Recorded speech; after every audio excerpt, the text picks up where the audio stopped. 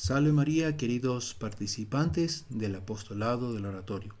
Bienvenidos a nuestra reunión mensual, nuestra charla de formación que, como les había comentado al inicio de este mes de enero, trataremos todo este año sobre las maravillas que Dios ha depositado en el alma de la Santísima Virgen. Entonces, qué alegría que puedan participar, que podamos ir conociendo más a Nuestra Señora también de esta manera, aumentando nuestro amor a ella. Y yo creo que al final de este año los que participen en todas estas charlas podrán recibir un diploma, ¿no? Como un curso de Mariología, porque realmente son de, como nos dice San Bernardo, ¿no? De María nunquam satis, es decir, nunca nos podremos cansar de hablar de Nuestra Señora. Pero entre tanto, en este año podremos ir conociendo aspectos lindísimos de su alma. Y vamos a continuar, ¿no? Con el libro que les había comentado de los comentarios al pequeño oficio, ¿no? De la Inmaculada Concepción, escrito por Monseñor Ronclá, y que yo creo que les gustará mucho.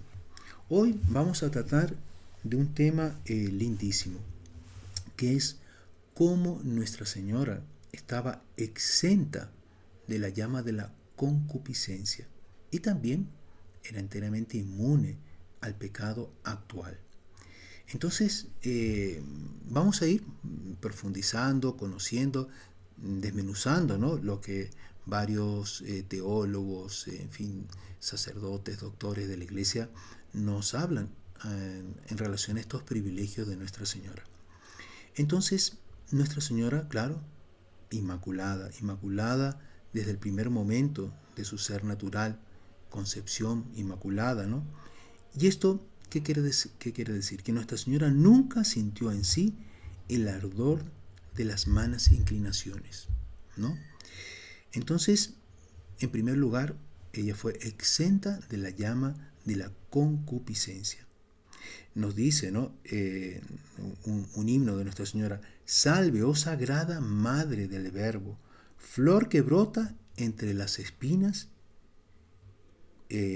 sin espinas, gloria del jardín de los espinos. Es decir, la humanidad entera ha sido manchada por el pecado original, pero Nuestra Señora es una flor que brota entre las espinas, porque claro, es de nuestra naturaleza humana, pero entre tanto no tiene ninguna espina. Así, un poeta medieval, ¿no? Adán de San Vítor, saludaba a la Santísima Virgen. Entonces él decía, con mucha razón, ¿no? El mundo todo no es más que un vasto espinero, ¿no? De ese vasto espinero brotan realmente rosas blancas y rojas. Blancas son las almas inocentes, rojas son las almas de nosotros, los pecadores, ¿no? Pero que, entre tanto, en medio, todas esas, las blancas y las rojas, tienen espinas, pero hay una rosa que no tiene ninguna espina, es la Santísima Virgen. Ahora, cuando hablamos de concupiscencia, ¿no? La concupiscencia es el movimiento del deseo del apetito sensitivo contrario al orden de la razón. Entonces, todos tenemos inclinaciones. La inclinación no es mala, Dios nos permite esa inclinación para justamente atraernos hacia Él, hacia el bien. Pero después del pecado original, nuestra naturaleza quedó, por así decir, desfigurada, ¿no?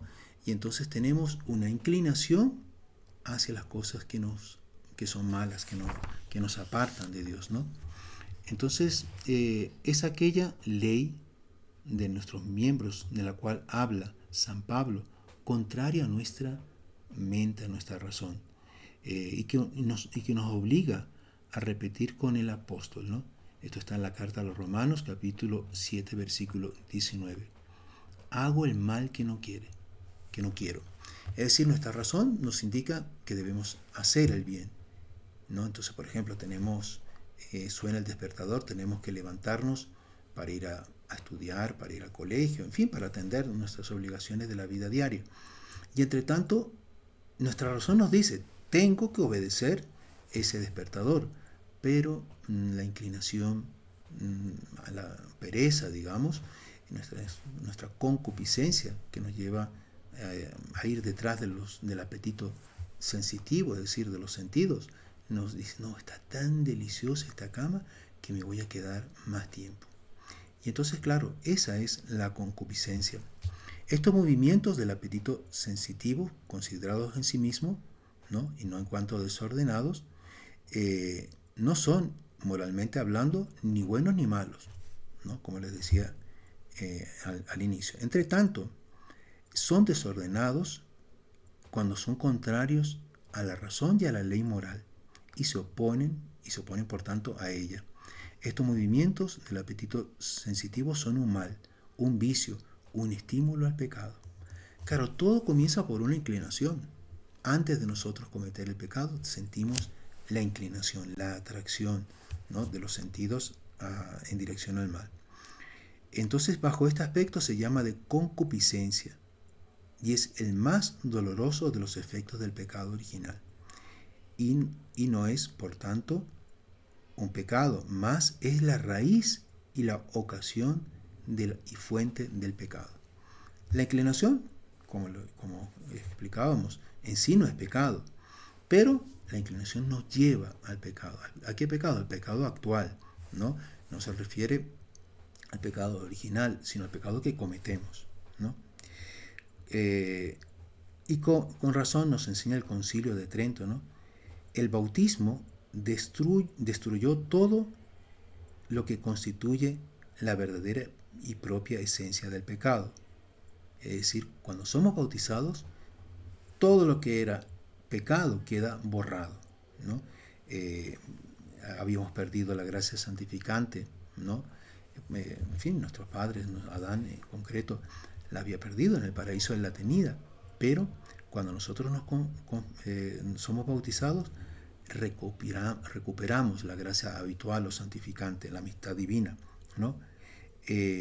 Pero después del bautismo continúa la concupiscencia, es decir, ya estamos perdonados del pecado original y si somos bautizados ya adultos, de todos los pecados que tengamos hasta ese momento, pero queda la inclinación desordenada, ¿no?, a practicar el mal. Entonces, y nos dice, ¿no?, un doctor de la iglesia nos dice, perdura ad agonem. Agonem viene de agonía, viene justamente de esta palabra, de esta raíz latina, la agonía de Jesús en el huerto. Agonem es combate. Entonces fue el combate de nuestro Señor Jesucristo en el huerto, ¿no?, el combate contra, en fin, las tentaciones, la debilidad de la naturaleza humana. Pero entre tanto, ese combate se presenta para todos nosotros que hemos nacido con la pecha, con la marca, ¿no?, del pecado original. Entonces, no se puede, San Francisco de Sales dice, no se puede impedir la concupiscencia de concebir el pecado, más se puede impedirla y darla, de darlo a la luz y de practicarlo. Entonces, todos tenemos la concupiscencia, es decir, la inclinación al pecado, pero por la gracia podemos combatir esa inclinación, ¿no? Entre tanto, en la Santísima Virgen, ¿cómo era? Esta llama de la concupiscencia, ¿no?, esta inclinación, ¿no?, al pecado, es universal para todos, toda la humanidad. Todo niño que nazca, aunque nazca de padres muy virtuosos, claro, si nace de padres que no han sido virtuosos, eso tiene su efecto, ¿no?, en ese niño. Pero a pesar de eso, si el niño ha nacido de padres muy virtuosos, va a tener una inclinación al mal. Solo en Jesús y en María esa llama estaba ausente. En Jesús, por el derecho que viene, ¿no?, de la unión hipostática, es decir, nuestro Señor estaba unido hipostáticamente. Hipóstasis en griego es soporte. Entonces, la humanidad de nuestro Señor Jesucristo estaba unido a la segunda persona de la Santísima Trinidad. Entonces, era imposible que en él hubiese una inclinación desordenada, por tanto, una concupiscencia. Era imposible. Su alma estaba en la visión beatífica, su alma humana. En cuanto a Dios, es Dios, o sea, ni siquiera tenía la visión beatífica, porque Dios en la Santísima Trinidad está en la contemplación de sí mismo, digamos, ¿no? Dios se contempla a sí mismo. Pero el alma humana estaba en la visión beatífica. Entonces, era imposible que en él hubiese una inclinación, en el alma humana de nuestro Señor, una inclinación desordenada. En María, por un privilegio exigido por su Inmaculada Concepción. Entonces, como Nuestra Señora había sido liberada por los méritos de nuestro Señor Jesucristo, ¿no? Como se dice en teología, ante previsa merita, en función de la redención de nuestro Señor Jesucristo, que se operaría en el tiempo de nuestra humanidad después, ella ya estaba libre, ¿no? Fue libre del pecado original y por eso también de cualquier inclinación desordenada, ¿no? La Virgen Santísima, por tanto, desconoció por completo la concupiscencia actual. No estuvo nunca sujeta a sus ultrajes.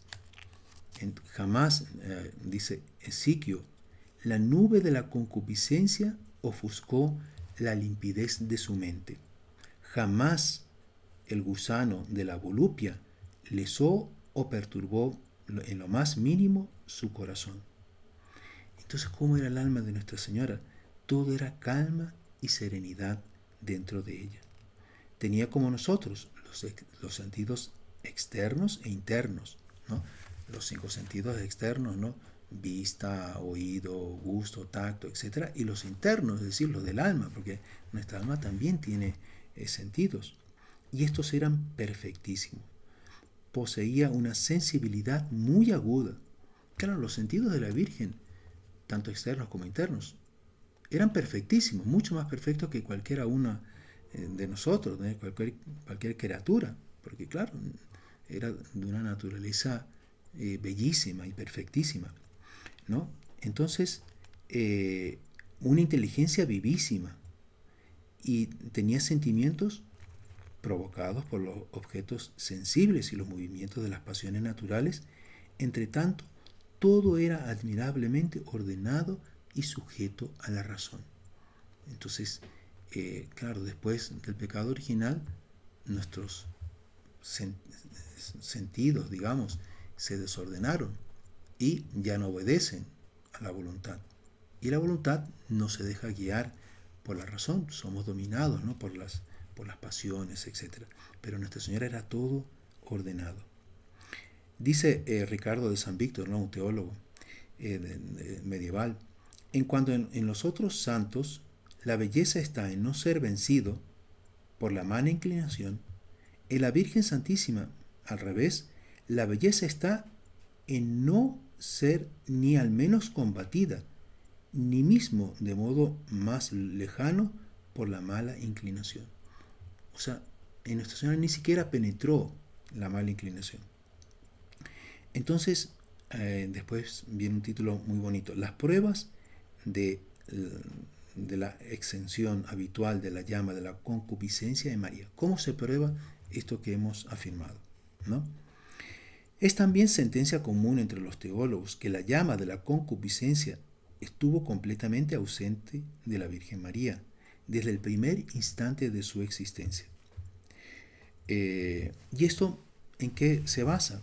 Bueno, en las Sagradas Escrituras, en el Protoevangelium, es llamado el primer anuncio del Evangelio, que está en el Génesis, capítulo 3, versículo 15, ¿no?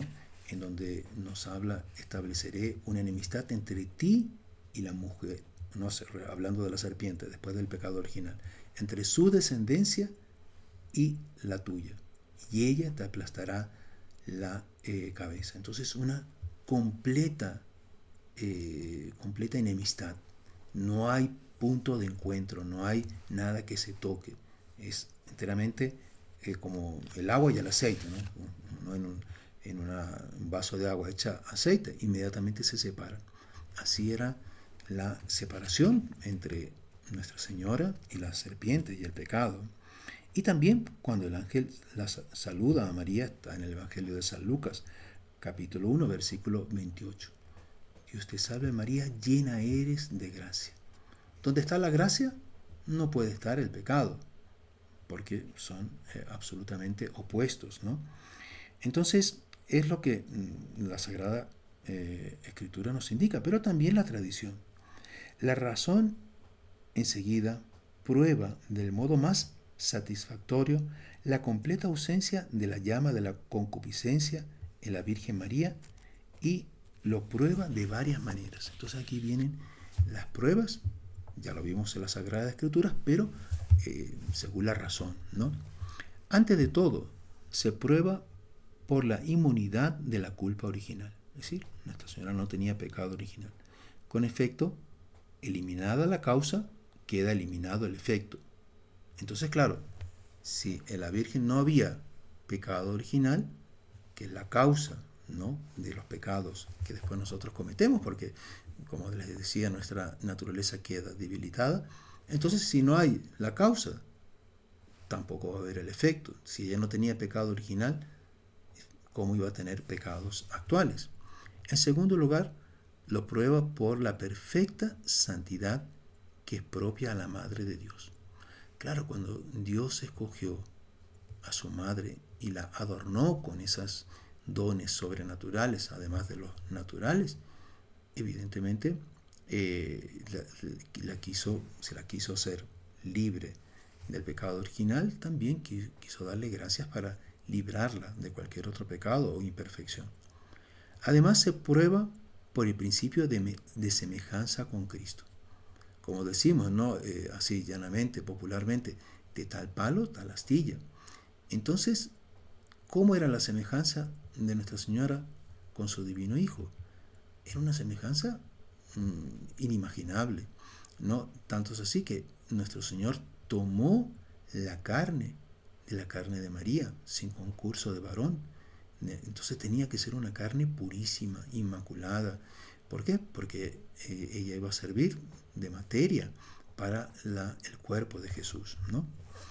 Entonces se prueba por fin por el principio de eminencia, en virtud del cual todo lo que ha sido concedido a los otros santos no puede ser negado si es conveniente, ¿no? A la Reina de los cielos, a la Reina de los santos.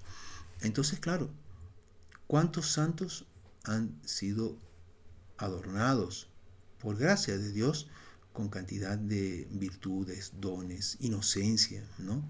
Es decir, no han cometido nunca un pecado mortal. Por ejemplo, me acuerdo de San Luis Gonzaga, ¿no? San Carlos Borromeo, que era su confesor, él decía, esta alma es un alma inocente. Él nunca ha cometido un pecado grave. Entonces, claro, si eso fue dado a los santos y era conveniente a Nuestra Señora, la teología nos enseña que ciertamente Nuestra Señora lo tuvo en un grado inminente, ¿no?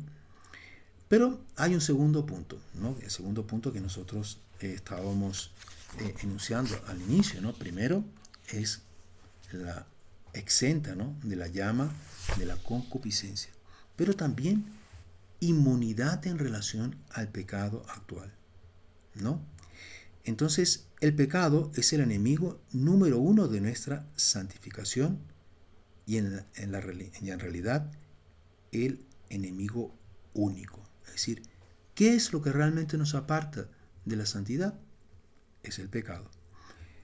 Pecado, como sabemos, es una transgresión voluntaria a la ley de Dios.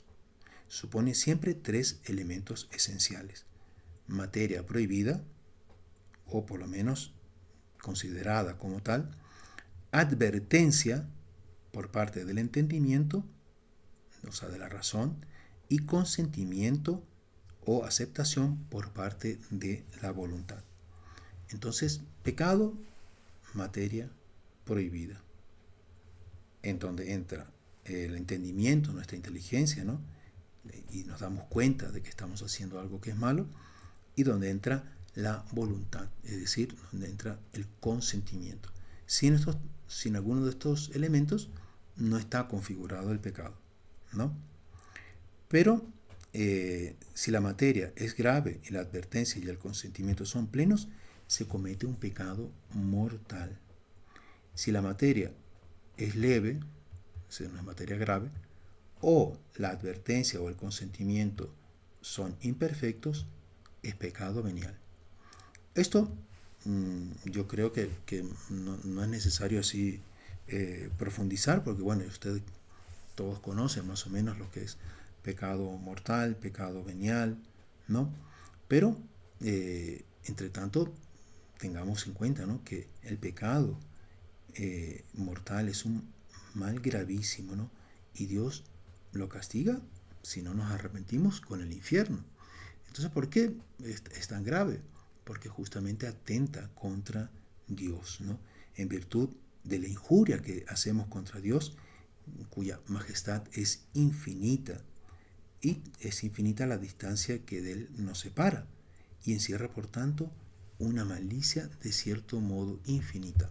No tanto por nosotros, que somos seres limitados, finitos, ¿no?, sino por la persona, el ser, ¿no?, que es alcanzado por nuestro pecado, en este caso Dios. Eso es de una gravedad, ¿no?, infinita. Ahora, y los efectos que tiene el pecado, ¿no? Perdemos la gracia santificante, ¿no? Es decir, la gracia que es infundida en nuestro bautismo, las virtudes infusas, ¿no?, los dones del Espíritu Santo. Perdemos la presencia amorosa de la Santísima Trinidad en nuestra alma cuando somos bautizados, como estamos en la gracia de Dios. La Santísima Trinidad, Padre, Hijo y Espíritu Santo, hacen morada en nuestra alma, que es más que la gracia, porque la gracia es una criatura sobrenatural, pero es una criatura, es una participación creada en la vida creada, increada de Dios. Pero la inhabitación de la Santísima Trinidad es la presencia del mismo Dios, no de una criatura sobrenatural como es la gracia. Y eso lo perdemos con el pecado mortal. Después, perdemos todos los méritos adquiridos hasta ese momento en nuestra vida. Claro, cada vez que practicamos un acto virtuoso, que rezamos una oración, adquirimos méritos sobrenaturales. También lo perdemos. Después, el alma queda manchada, queda feísima, ¿no?, horrible, tenebrosa. Después nos esclavizamos a Satanás, ¿no? Y aumentan nuestras inclinaciones al mal, tenemos remordimientos de conciencia, ¿no? Y claro, quedamos sujetos a una pena eterna en el infierno, ¿no?, si no nos arrepentimos. Pero el pecado venial también es algo que debemos evitar con todo rigor, con todo cuidado.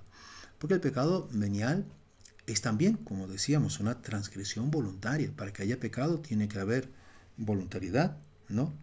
Entonces, también debemos evitarlo, ¿no? La malicia del pecado venial es porque es una verdadera ofensa contra Dios, una desobediencia voluntaria a sus leyes santísimas y una grandísima ingratitud.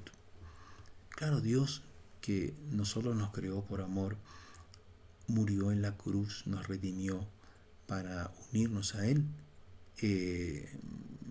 para hacernos miembros de su iglesia, nos alimenta con la Eucaristía. Entonces, qué ingratos somos cuando preferimos el pecado antes que unirnos más a Él, antes que la virtud, ¿no? Entonces, ¿de qué nos priva el pecado venial? Ya vimos el pecado mortal de lo que nos priva, pero el pecado venial también nos priva de muchas gracias actuales, porque gracias actuales son las gracias que recibimos en este momento. Para que Dios nos dé más, tenemos que administrar bien lo que ya nos ha dado.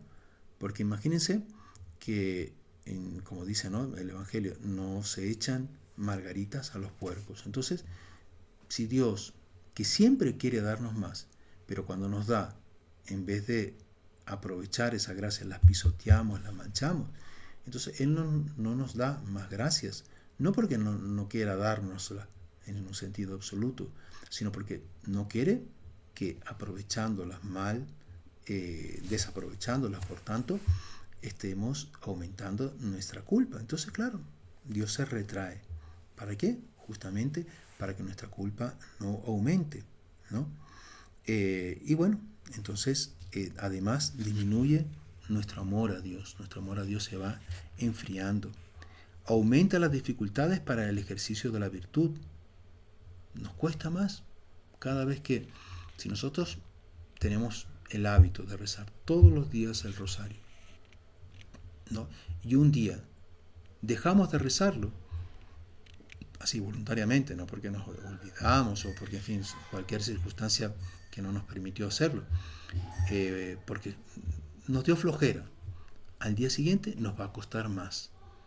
Si nosotros, por el contrario, rezamos y tenemos esa dificultad, nos da pereza, pero bueno, vamos y lo rezamos, al día siguiente nos va a costar menos. Entonces, el pecado venial voluntario va haciendo que el ejercicio de la virtud sea más difícil y también nos va preparando para el pecado mortal. Es decir, varios pecados veniales nos predisponen para cometer después un pecado mortal. Nos van como que acostumbrando, ¿no?, al pecado hasta que llega el pecado mortal, ¿no? Pero también, claro, tiene una repercusión eterna. Y es que el pecado venial, aunque no hemos roto la amistad con Dios, es decir, nuestra alma se conserva en gracia de Dios, en el purgatorio vamos a tener que pagar la pena temporal, es decir, en fin, lo que debimos, la gloria que debimos haber dado a Dios con nuestra fidelidad y que no dimos, ¿no?, por esos pecados veniales, vamos a tener que pagarla en el purgatorio. Ahora, ¿cómo es Nuestra Señora? Ella está absolutamente exenta de todo pecado, ¿no? Entonces, ella estuvo completamente exenta, no solo de todo pecado actual, mortal y venial, más también de aquellas faltas ligeras o semi-deliberadas, ¿no?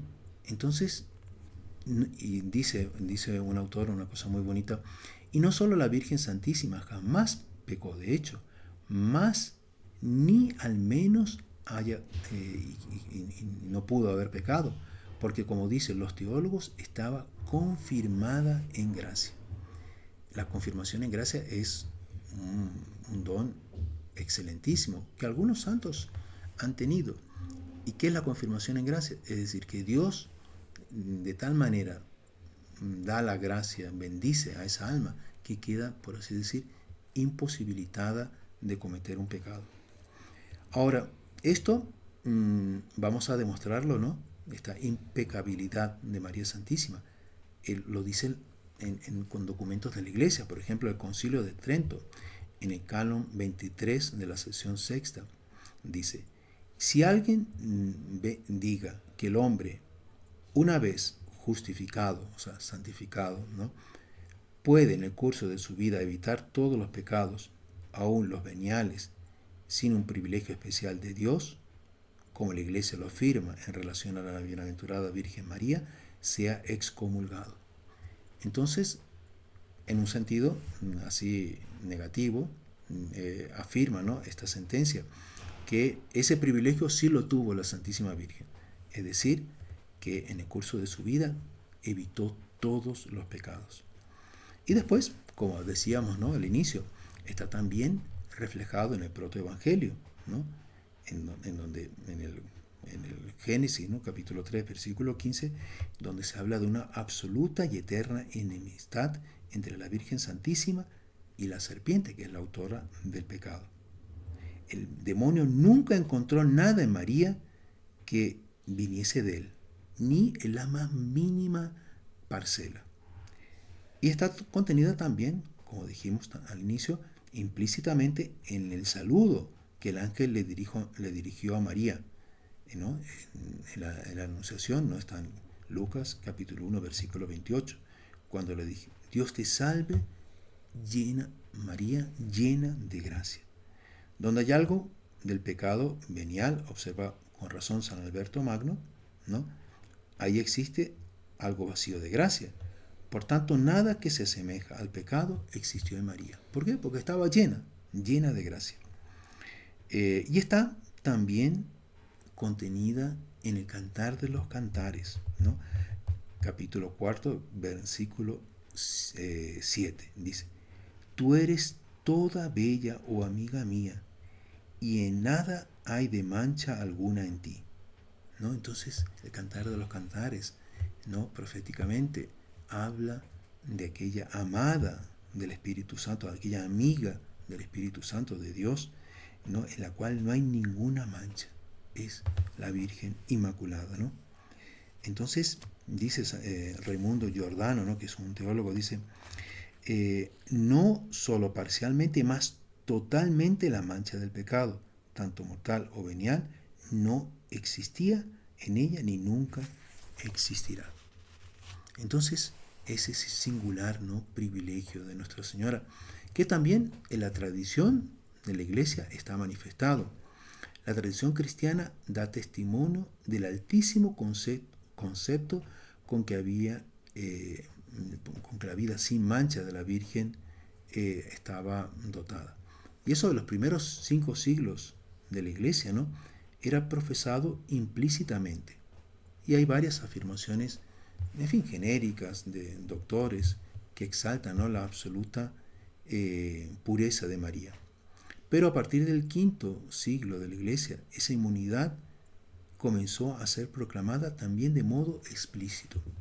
Así, San Efrén, diácono, ¿no? Que es un doctor de la Iglesia muy devoto, de que amaba mucho a la Santísima Virgen, ¿no? Era de Siria, proclama, la Virgen Santísima enteramente ajena a cualquier impureza y a cualquier mancha del pecado, ¿no? Entonces vean cómo la Iglesia desde el inicio, desde que comenzó la fundación de la Iglesia, primero implícitamente y después explícitamente manifestó la voz de la tradición, por tanto, manifestó como la Virgen jamás había tenido la menor mancha de pecado. Después, Santo Tomás de Aquino, ¿no? Ya siglo XIII, ¿no? Doctor de la Iglesia. En fin, él tiene varias razones, ¿no? Argumentos filosóficos, por así decir, sobre la impecabilidad de María. Y los reduce a 3. La divina providencia, según el santo doctor, debía asistir a María de una manera toda particular y no dejarla caer en ninguna culpa. Primero, porque era la madre de Dios.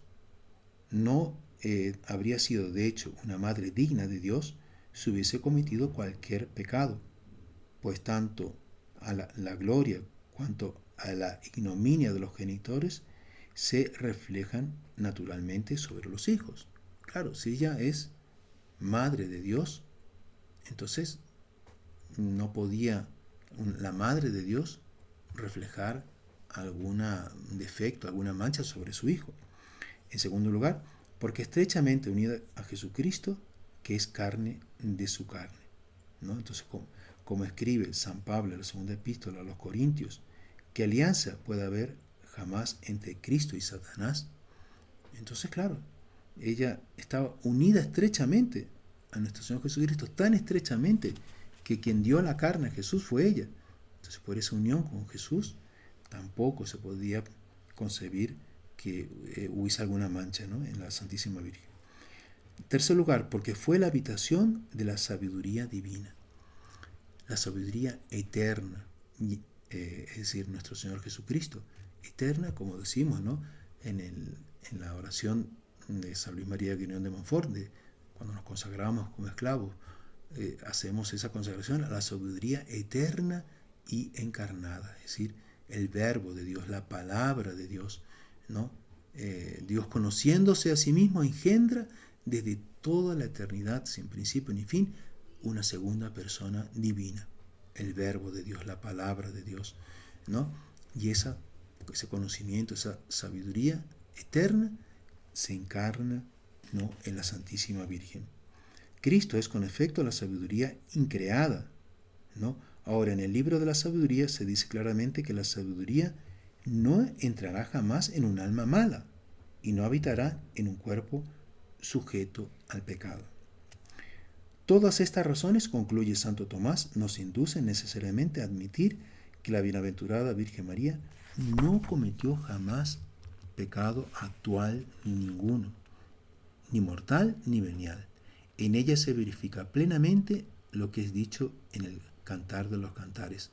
Tú eres toda bella, oh amiga mía, en ti no existe mancha alguna. Y continúa, ¿no? Consecuencias, ¿no? Estas tres razones, ¿no? Tienen además sus consecuencias. Primero, la exclusión de cualquier pecado mortal exigía también en la Virgen la exclusión de cualquier pecado venial.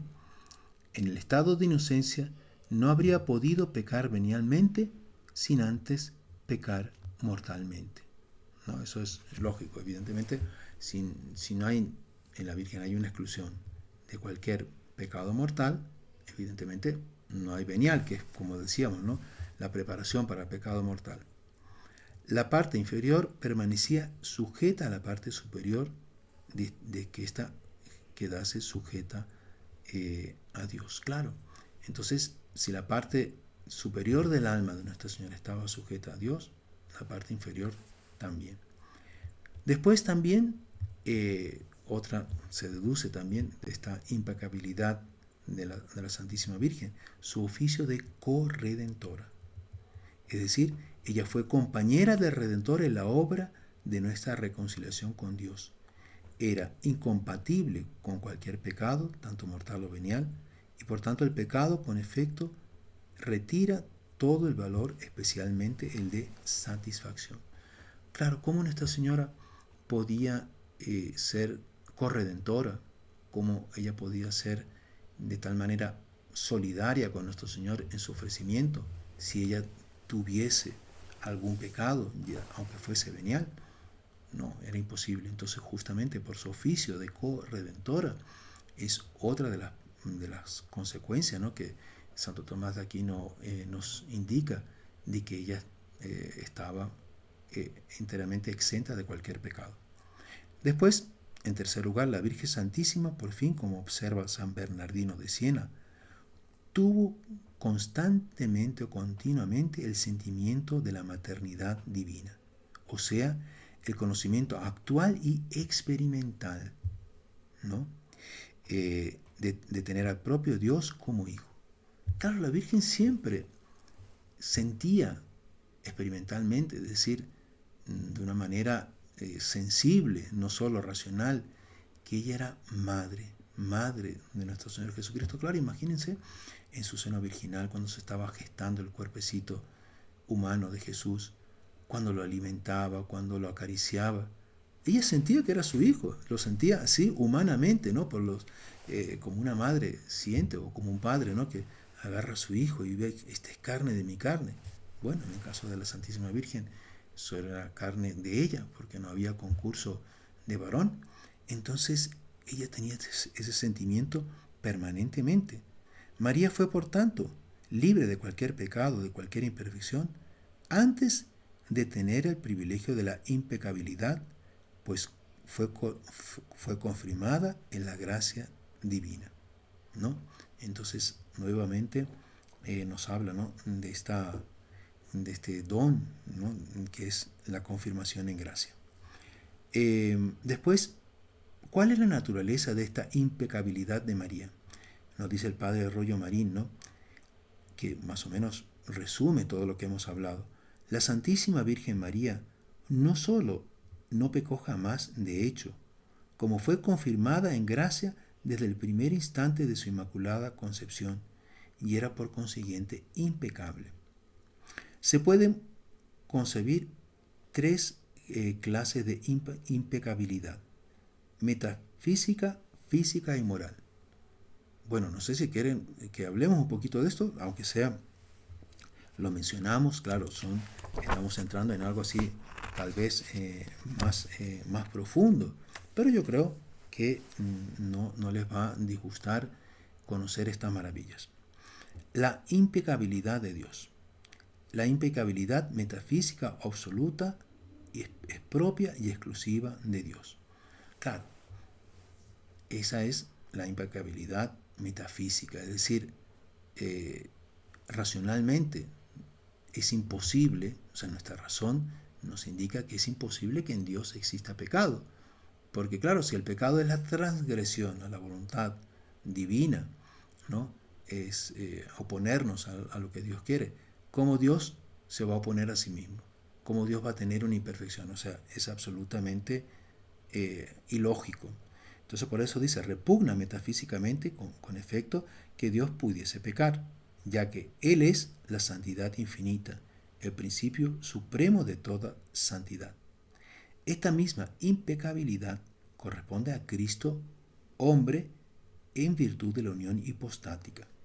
Entonces, claro, la humanidad de nuestro Señor Jesucristo tampoco podía pecar por esa unión con la segunda persona de la Santísima Trinidad, con Dios, ¿no?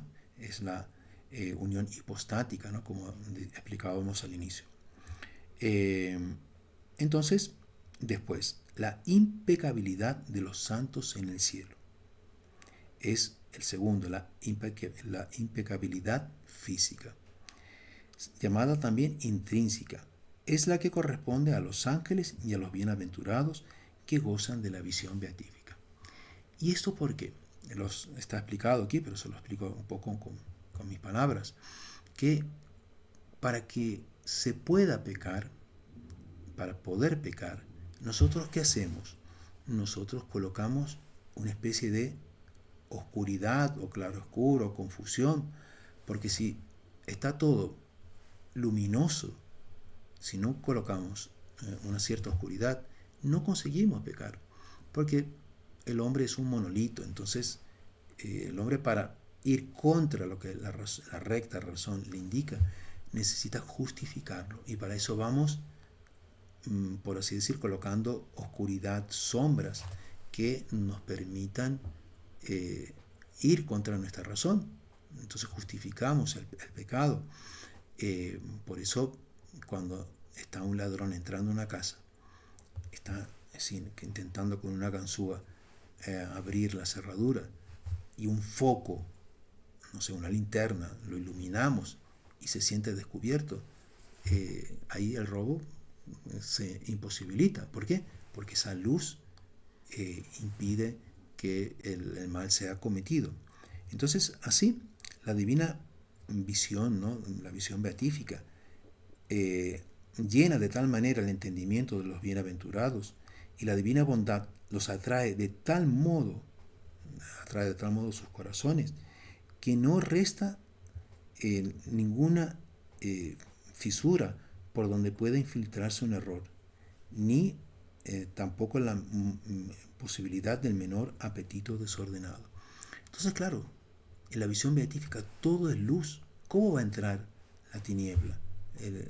Después estamos atraídos, porque claro, fuimos creados para Dios. Entonces, cuando al morir, si morimos, ¿no?, en la gracia de Dios, nuestras almas se sienten atraídas hacia Dios, y ahí vamos a estar atraídas hacia el bien supremo, la santidad absoluta. Entonces no es posible que, estando en la visión beatífica, sintamos atracción por el pecado, ¿no? Ahora, todo pecado supone necesariamente un error en el entendimiento, ¿no? Como explicábamos, considerando como un bien real lo que solo es un bien aparente. Claro, el pecado nos presenta como un bien real algo que es un falso bien. Entonces estamos atraídos, ¿no?, el bien absoluto, que es Dios, y el apetito desordenado de la voluntad, prefiriendo el bien efímero y creado al bien infinito y increado. Luego, los ángeles y los bienaventurados son física e intrínsecamente impecables. Pero ahora vamos a explicar la tercera la moralmente imposible, ¿no? La impecabilidad moralmente imposible, que es justamente la que tenía y la que tiene la Santísima Virgen, pero la tiene ahora que está en el cielo, ya sería por tanto intrínseca y física, pero la impecabilidad moral o extrínseca que ella tuvo en la tierra, que es la confirmación en gracia, ¿no? En virtud de la cual Dios, por un privilegio especial, sustenta a una determinada alma en el estado de gracia, impidiéndola de caer de hecho en el pecado. Esta última es la que tuvo la Santísima Virgen María durante los años de su vida terrestre. Es en virtud de un privilegio especial exigido moralmente por su Inmaculada Concepción, sobre todo por su futura maternidad divina. Entonces Dios le dio esta gracia justamente en previsión de su maternidad divina. Y tal es la sentencia común y completamente cierta en teología. Tres cosas concurrían principalmente para tornar moralmente imposible todo pecado en la Santísima Virgen. Primero, la providencia especial de Dios, que velaba para apartar de ella las ocasiones. Entonces, ¿cómo se manifiesta esta confirmación en gracia? Ese amor de Dios por aquella que era su hija predilecta, la esposa fidelísima del Espíritu Santo, la madre admirable de Dios Hijo. Entonces Dios, en providente, evitaba cualquier ocasión de pecado. Después, en segundo lugar, aquella plenitud de gracia y de auxilios de que Dios la favorecía, como le dice el arcángel San Gabriel, llena de gracia. Entonces ya la Virgen el alma de ella estaba de plenitud en plenitud de gracias, ¿no? Y de auxilios que Dios le daba. Y en tercer lugar, exenta de la llama de la concupiscencia, por la cual las pasiones no se anticipan nunca para tomar a la razón de asalto y jamás se oponen al dominio de la razón. Por este privilegio singular, solo a ella concedida, María llevaba en la tierra una vida como será la nuestra en el cielo, ¿no? Ahora nos podemos preguntar, ¿cómo queda la impecabilidad de la Santísima Virgen? Yo creo que algunos ya se puso esta pregunta. Y el libre albedrío. Es decir, la Santísima Virgen tenía libertad para hacer el bien o estaba obligada, por así decir, a hacer el bien. Digo hacer el bien porque hacer el mal, practicar el mal, no es libertad. Si no, Dios no sería libre, porque Dios no puede pecar, porque el pecado es una imperfección y en Dios no hay imperfección. Entonces, la verdadera libertad es la posibilidad de practicar el bien. Por eso nos dice el Evangelio, ¿no? Nuestro Señor, la verdad os hará libres. El pecado nos esclaviza, nos quita, nos roba la verdadera libertad. Y el libre arbitrio es la posibilidad de voluntariamente hacer el bien. Es decir, no es que estemos obligados de una manera absoluta, es decir, que no podamos dejar de hacer el bien. No, en la Virgen existía el libre arbitrio. María, por el hecho de estar dotada de la impecabilidad y confirmada en gracia, no quedó privada de la libertad, porque de lo contrario no podría merecer.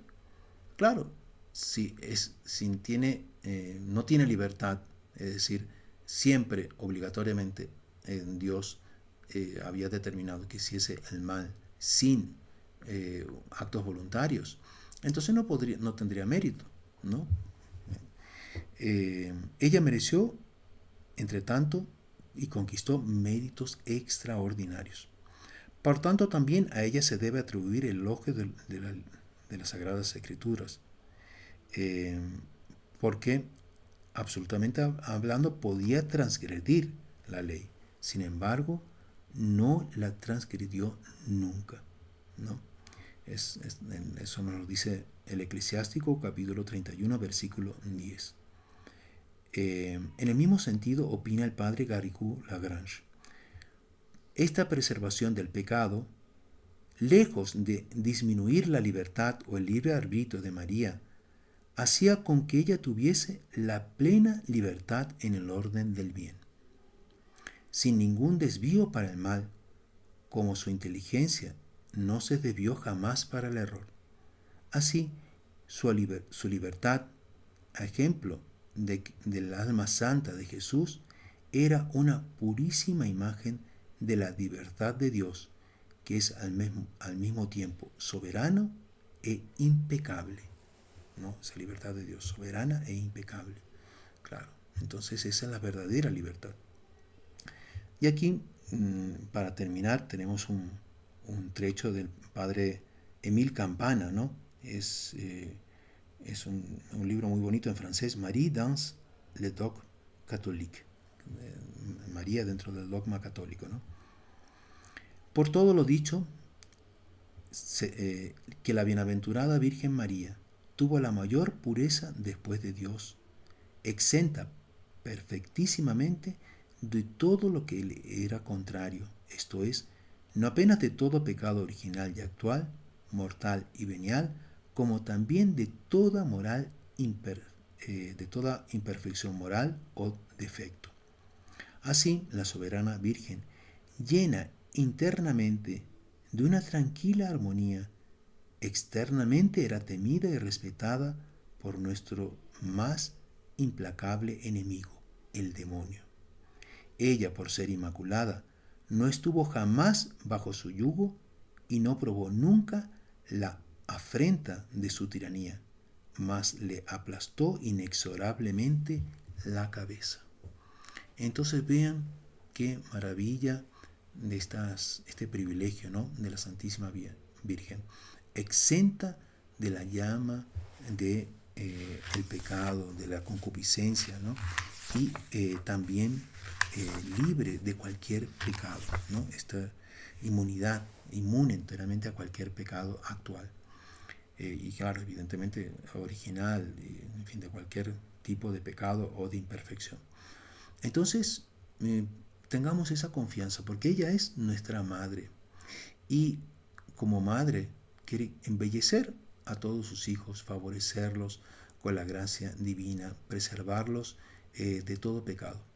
Y pidamos, ¿no?, en nuestro rosario, cada vez que rezamos ese rosario, pedimos por tantas cosas, ¿no?, por salud, trabajo, situaciones, pero pidamos para que nuestra alma se vaya asemejando a su Inmaculado Corazón. Ella quiere darnos esa gracia. Ella es medianera universal de todas las gracias. Y ella quiere purificarnos, santificarnos.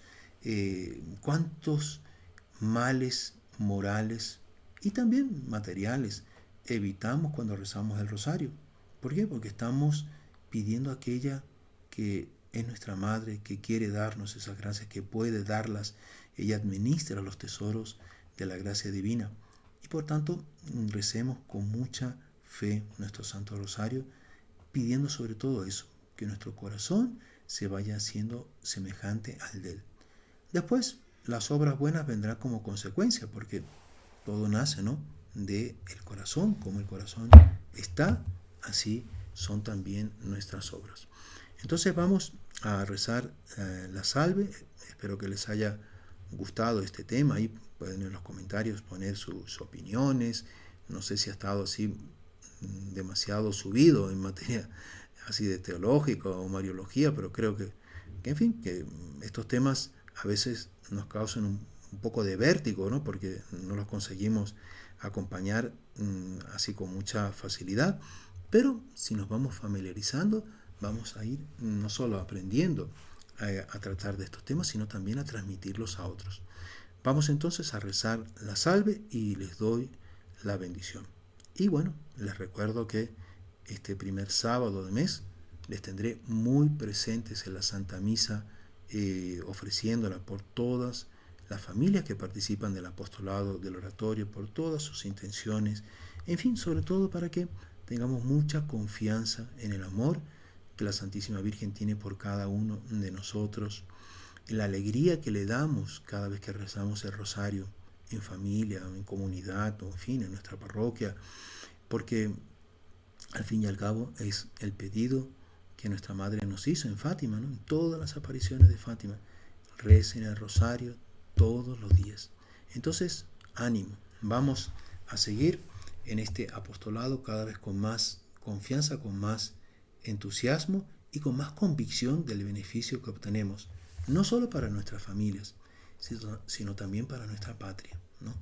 Si en Ecuador, en fin, en el mundo, en todos los países se rezase en los hogares católicos diariamente el rosario, cuántos males apartaríamos, cuántas bendiciones, cuántos bienes obtendríamos, ¿no? Recemos también, especialmente, ¿no? Estamos ya en Ecuador en etapa de elecciones, entonces recemos también especialmente a Rosario para que tengamos siempre buenos gobernantes que favorezcan la familia, favorezcan la inocencia de los niños, en fin, y una vida en común virtuosa.